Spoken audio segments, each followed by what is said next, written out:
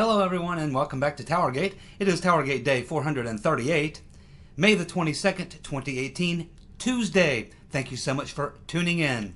Man oh man, we got a full plate today just like we do every day for the past, seems like 2 weeks. For so long the information we would get would come out and drip, drip, drip. Now it's coming out, it's gushing. It's gushing out of many holes. The dam is breaking, cracks everywhere, and it's just gushing out. And it's hard to keep up with. But we're going to try, so let's get to it.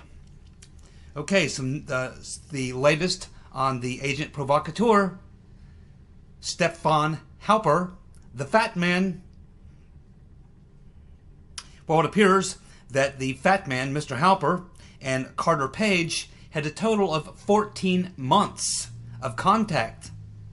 That contact ended in September of 2017, the same time that the FISA warrant on Carter Page expired. Hasn't heard from him since the end of that FISA warrant. I'm sure it's just a coinky-dink. Stefan Halper, the fat man, told Carter Page that he was a longtime friend of Paul Manafort.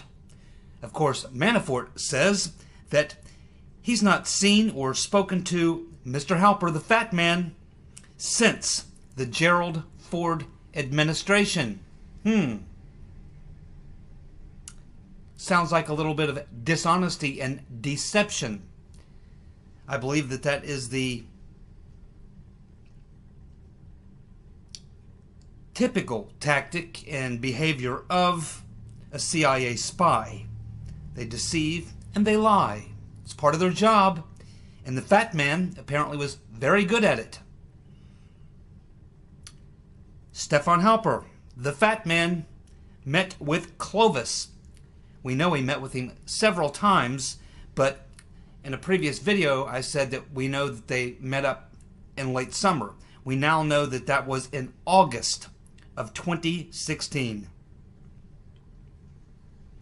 Now, I stumbled onto another tasty morsel about Papagalopoulos. And this particular morsel gives us an excerpt of an interview that he did with NBC. Now, I'm not sure when this interview was done, but clearly after he had been charged by the FBI for lying.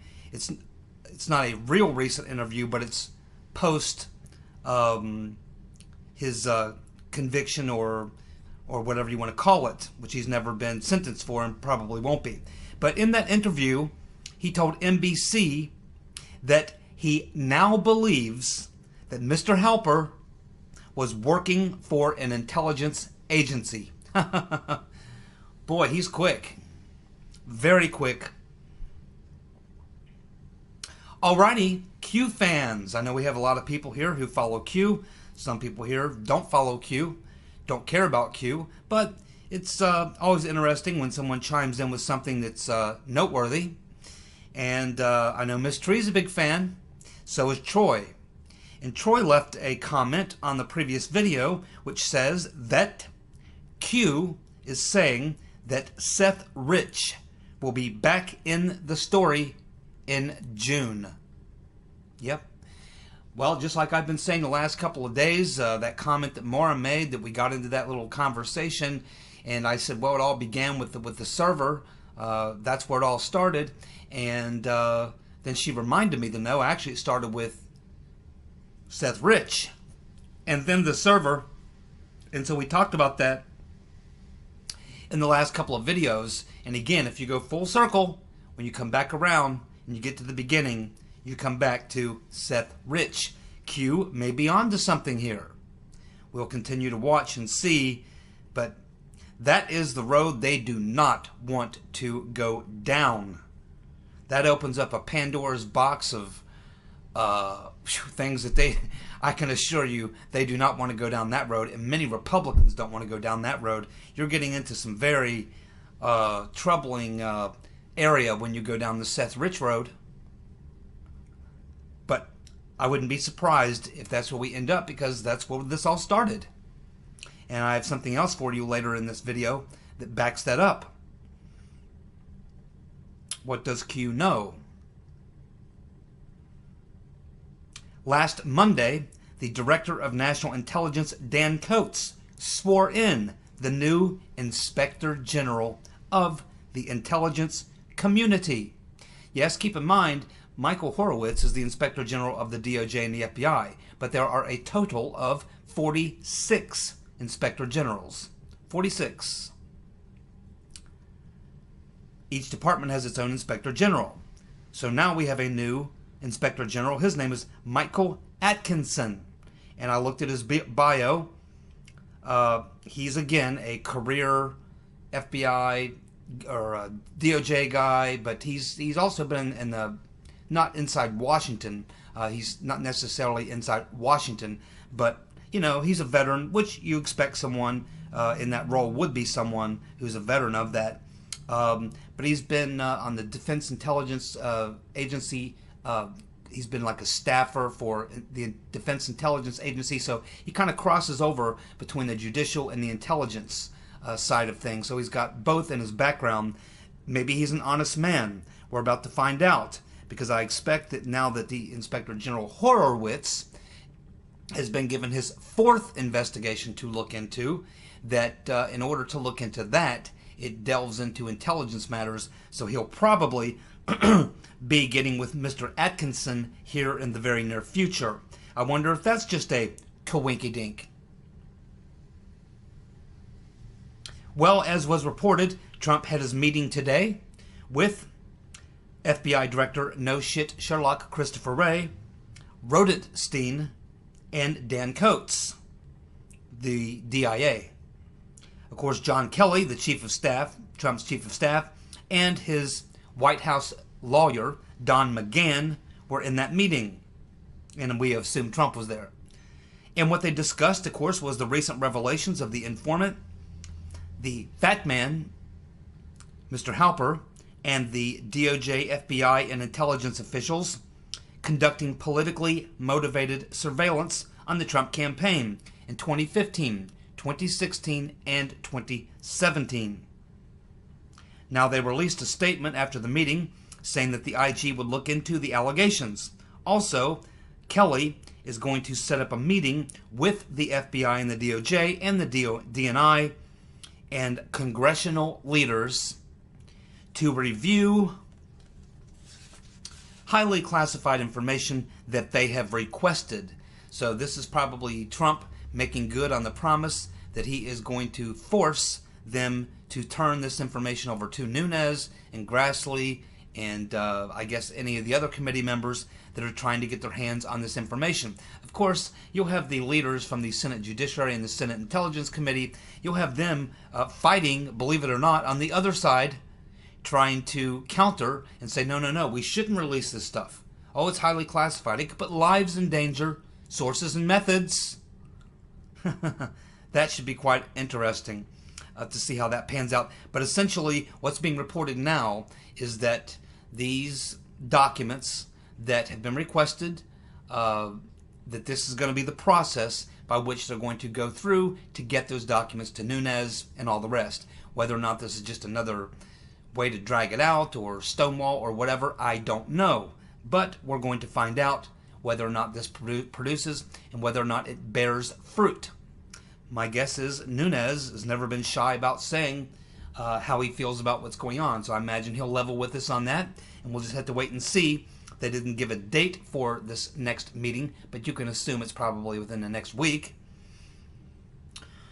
And so I guess what we're seeing is that instead of having Nunes and Gowdy and Goodlatte and those guys, and they're fighting directly over this with the DOJ and the FBI, Rodenstein and Wray and their people, I guess what Trump is saying is, I'm going to put my people in to this little negotiation, and we want this stuff out. We want it expedited. And so General Kelly, along with the White House Attorney Don McGahn, although I doubt he personally will be there, kind of a busy guy, I would think that he'll have people under him who will be there, and they're going to try to hash this out to get this information out to the committees that are requesting it. Long overdue. Let's hope that they succeed. Now, let's keep in mind, last Thursday when the IG came out with the draft of his first report, which will deal with the handling of the FBI of the Hillary Clinton email investigation and also the FISA abuse, dealing with the FISA warrants and all that. That's the first report that's coming out. Keep in mind that when the Inspector General gave that draft report out to various people, it did go also to the executive branch. That would have meant it went to Kelly and McGahn. And you can expect that what happened here probably was they got it on Thursday, and probably McGahn had his people looking at it after they got it, and probably in a couple days, 2 or 3 days, they had pretty much read it and understood what was in it, at which point they probably went and briefed Trump, which would have been, what, Saturday night, Sunday morning, something like that. Maybe it was a briefing about what they read in that draft memo, a briefing by Kelly and McGahn to Trump on Saturday morning that prompted him to come out with that tweet and to up the ante and to call for this meeting and to press to get these documents out and to push for an investigation into what happened. There must have been something that he was advised of that has given him some new life, some new energy, and some motivation to feel pretty comfortable about taking a more aggressive or more offensive approach to everything that's going on. That would be my guess. Trump has probably now been briefed on what is coming out in that memo.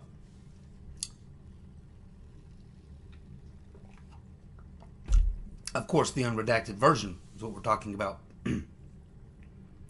Well, it looks like the dishonorable James Comey has been caught in another lie. I've lost count of how many lies he's been caught in now. I was keeping track for a while. Once I hit like 6 or 5 or 6 or 7, I can't remember anymore, but there's too many to count now. But Comey says in his book that he learned of Weiner's laptop in October of 2016, but a new watchdog report is about to be released, and it's going to prove that Comey knew in early September about the Weiner laptop possessing State Department government emails. Well, we know McCabe had it for 5 weeks, and apparently what they did was they got this, it was turned over to them, but they didn't even attempt to get, because even though they got the laptop, they actually needed to go get a warrant to get into the laptop, which apparently they didn't have. I guess the FBI and the Southern District of New York did, but maybe they didn't. Or for some reason, they're using that as an excuse, and they're saying, well, we didn't have the warrant. But that sounds crazy. They got the laptop, but they don't have a warrant. You don't need a warrant if you got the evidence. I mean, if you got the evidence and there is, if you get the laptop and there's evidence of a crime on the laptop, then you should be able to look at the laptop. The only issue I could see is that the issue originally that was the laptop was taken for was the fact that there were dick pics on there and text to minors from Weiner. But they wanted to look at the State Department emails. So maybe it required a different warrant because they wanted to look at something different. I don't know. But McCabe certainly would have known. And why would he have waited 5 weeks almost to secure the warrant? Why would he sit on it for that long? Still doesn't make sense. But the bottom line is, Comey knew, and he's been outed in another lie. The Rotten Reverend. According to the New York Times, many Democrats do not want to be associated with the Clintons. I wonder why not. In the upcoming midterms. At a recent speech at Yale, oh yeah, Yale, the home of Skull and Bones, the Bushes and all their friends, John Kerry, Skull and Bones, Bush, Skull and Bones, his daddy, Skull and Bones, his granddaddy, one of the founders of Skull and Bones. At a recent speech at Yale, the Rotten Reverend put on a Russian hat and said, if you can't beat 'em, join 'em.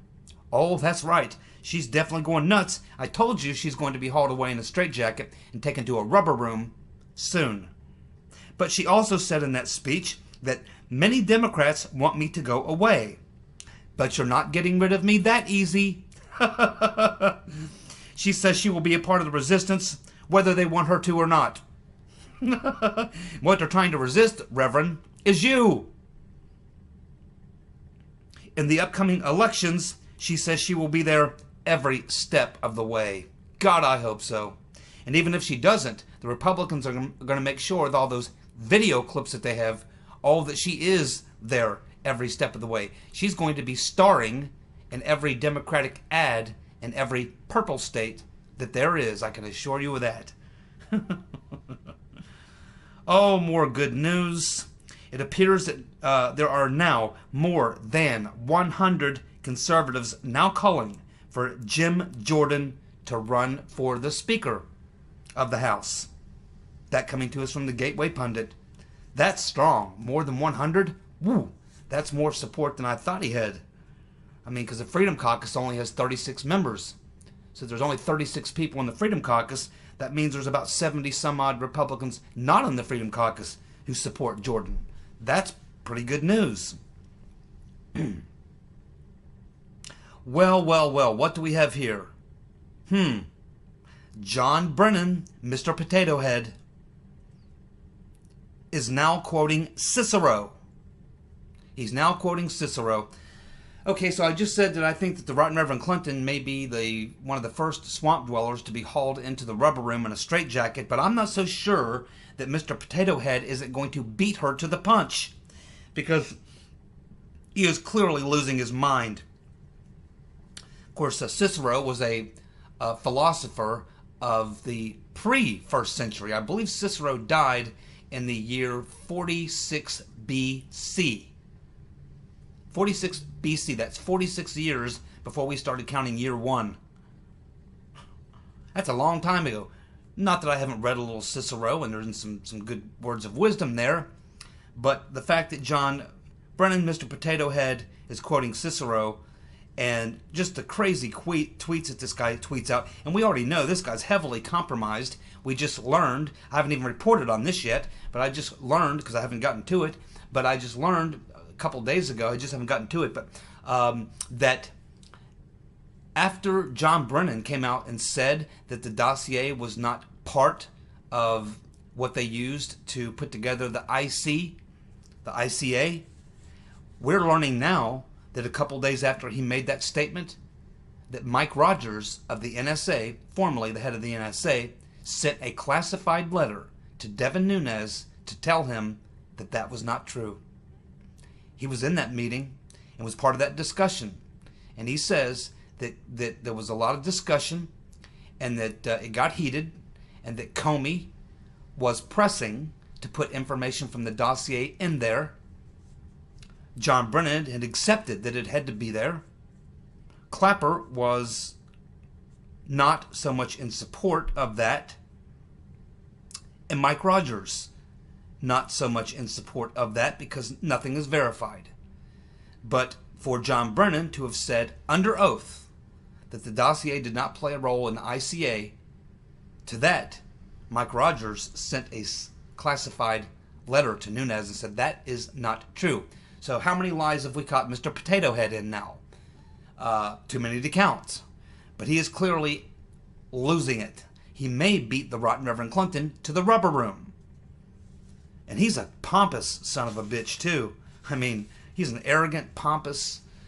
He's really got that super elitist attitude, and he always sits there when he's sitting there in front of the hearings. He's got his chest puffed out, and he's got that look on his face, and he tries to use this real authoritative tone, like he's I don't know what it is, like he's on some sort of a pedestal or something. But he gives this tweet earlier where he says, a tweet out to Senator McConnell and Speaker Ryan, if Mr. Trump continues along this disastrous path, you will bear major responsibility for the harm done to this democracy.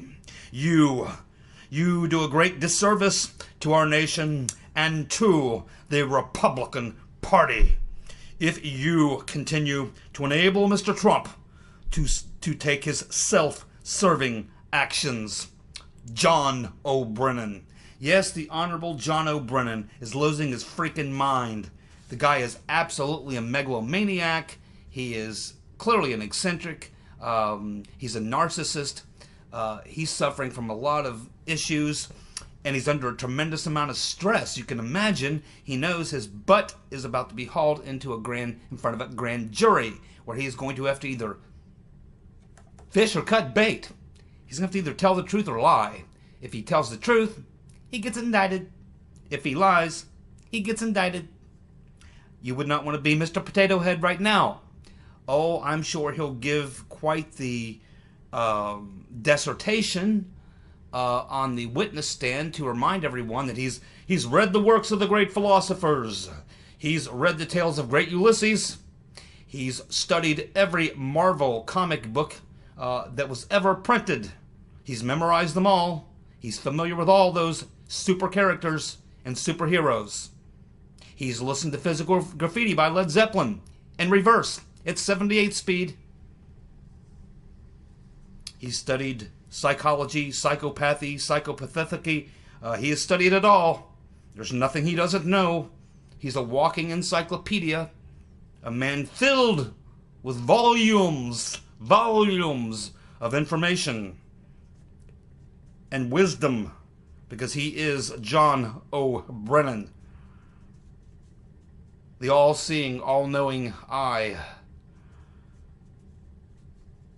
Yes, John O. Brennan. What a knucklehead. Mr. Potato Head's what I call him. And he's going to be indicted after he lies in front of a grand jury.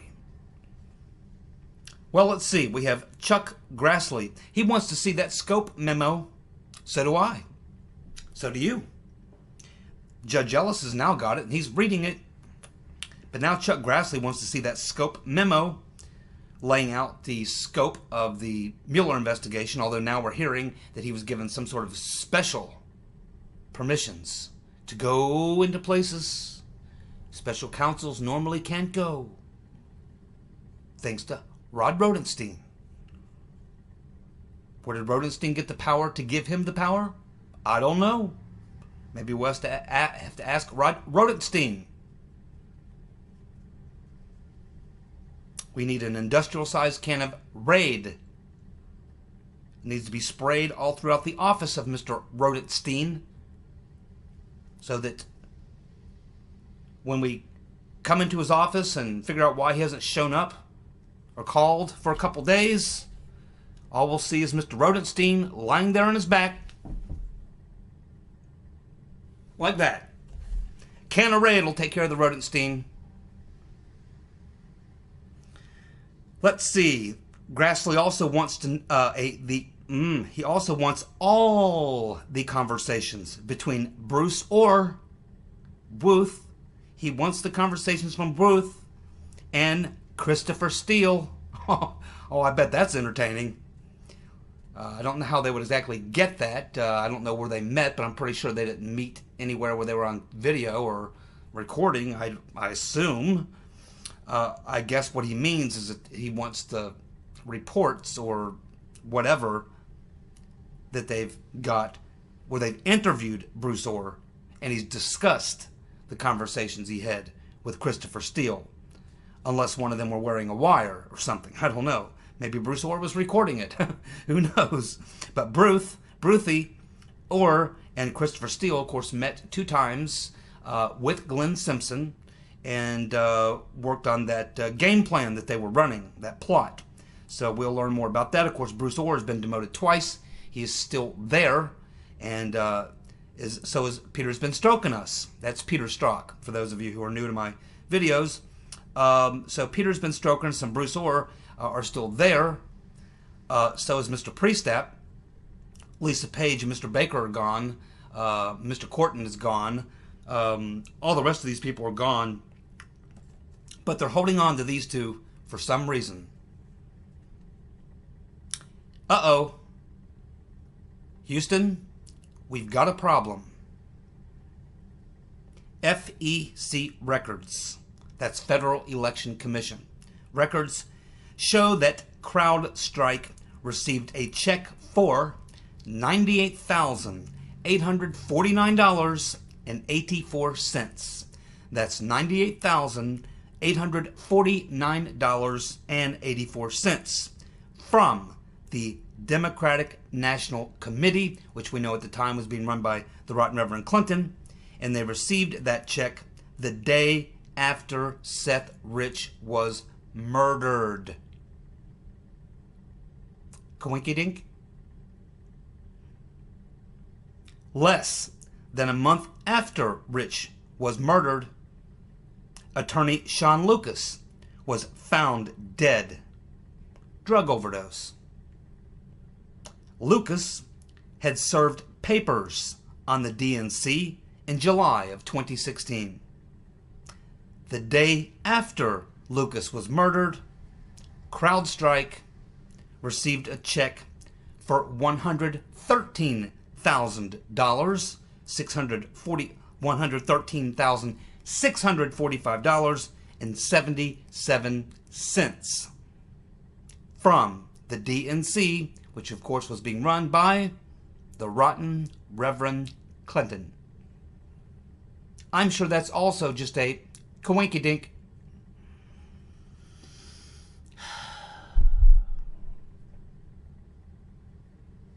Now, loud rumblings coming out of Washington, out of the swamp, that Trump and many conservatives are demanding an investigation into the hacked server. The DNC hacked server all the way back around to the very beginning. Now they're going back to the beginning. We'll start this thing completely over from the very beginning. What started all this? They believe it was that DNC server. They need to take a look at Maura's comment from about 3 videos ago so she can remind them, as she did me, where it really started. And that was Seth Rich.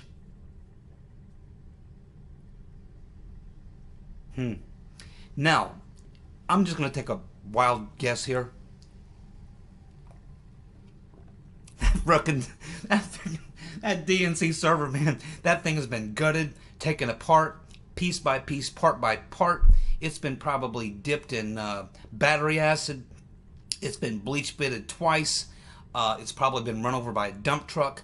It's probably been thrown into a furnace. It's probably been subject to unbelievable aggression,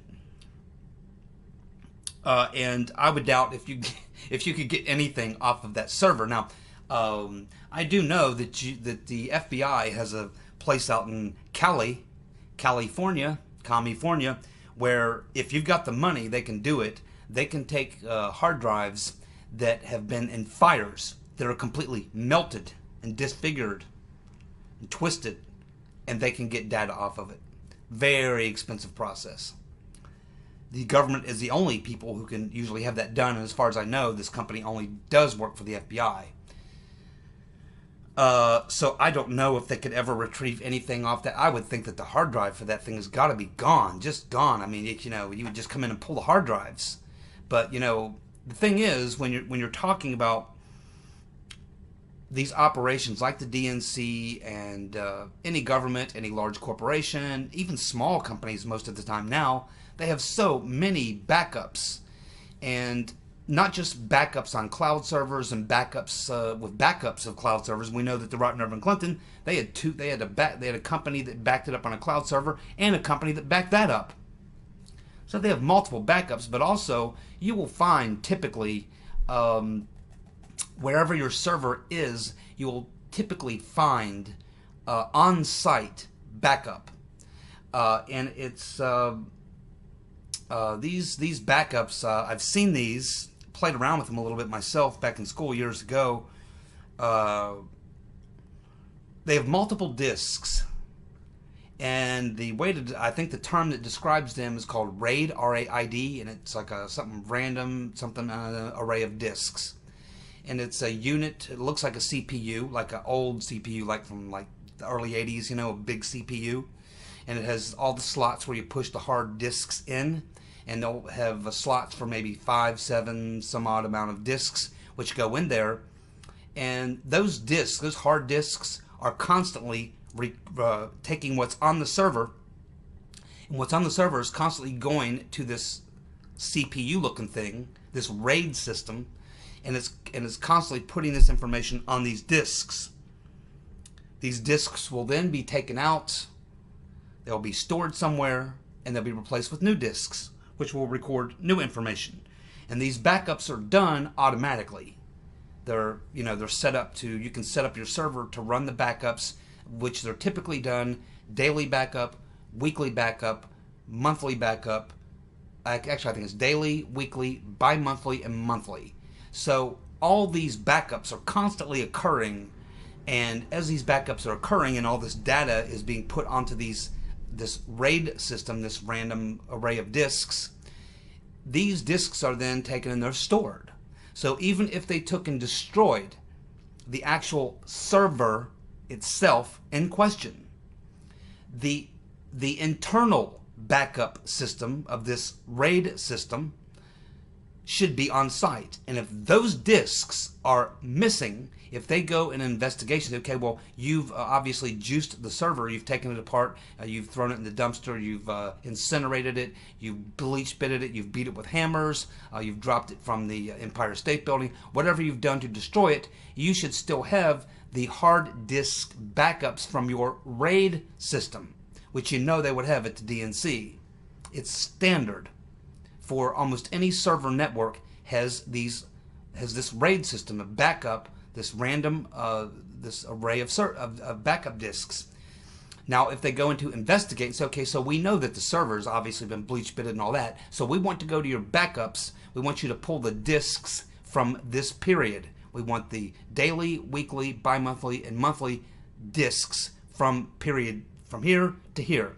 Now, if they go to look for that and they find that 3 or 4 or 5 disks are missing, which would contain the backup information, if they find that that is missing, then there'll be a problem. But keep in mind, they probably also had other backup off-site. These disks will contain, essentially what they are mirrors. They are mirrors. That's what this backup system called RAID does. It essentially mirrors your hard drive and everything that is on your hard drive, essentially like a mirror, and puts it onto a disk. And these backups are running constantly. So they are essentially a mirror of what was on the original hard disk, which